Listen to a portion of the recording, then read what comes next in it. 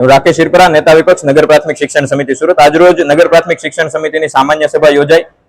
મુખ્ય મુદ્દાઓ હતા કે શાળા સફાઈની બાબતે ધ્યાન આપવામાં આવે, એની ગ્રાન્ટમાં વધારો કરવામાં આવે, શિક્ષણ સમિતિની અંદર જે કર્મચારીઓની અછત છે એને પૂર્ણ કરવામાં આવે, અને સૌથી મુખર રીતે જે પ્રશ્ન ઉઠાવવાનો હતો કે જે શિક્ષકોની અછત, અંગ્રેજી માધ્યમની 11 શાળાઓમાં મળીને માત્ર 36 શિક્ષકો કામ કરે છે અને 155 બાળકો ઉપર અંગ્રેજી માધ્યમમાં એક શિક્ષક છે।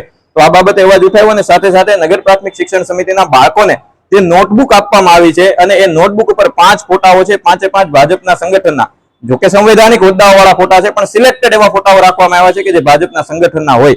તો અમે એ પ્રશ્ન ઉઠાવ્યો કે શૈક્ષણિક સંસ્થાઓમાં આ રીતની રાજનીતિ ન થવી જોઈએ। ત્યાં બાબા સાહેબનો ફોટો હોવો જોઈએ, મહાત્મા ગાંધીનો ફોટો હોવો જોઈએ, સરદાર સાહેબનો, ભગતસિંહનો, સાવિત્રીબાઈ ફૂલે જેવા મહાપુરુષોના ફોટા હોવા જોઈએ, જ્યારે એની જગ્યાએ એમાં જેપી નડ્ડા કે સીઆર પાટીલ કે અમિત શાહ, જેનું કોઈ ઔચિત્ય નથી, એના ફોટાઓ મૂકવામાં આવ્યા છે, જે શિક્ષણમાં રાજનીતિકરણ તરફ ઓલરેડી ભાજપ તો ગયું જ છે, પણ આ થોડીક વધારે એફર્ટ લગાવ્યા છે, વધારે પ્રયત્ન કર્યા છે। તો આ તમામ મુદ્દે વિરોધ નોંધાવ્યો અને રજૂઆત કરી।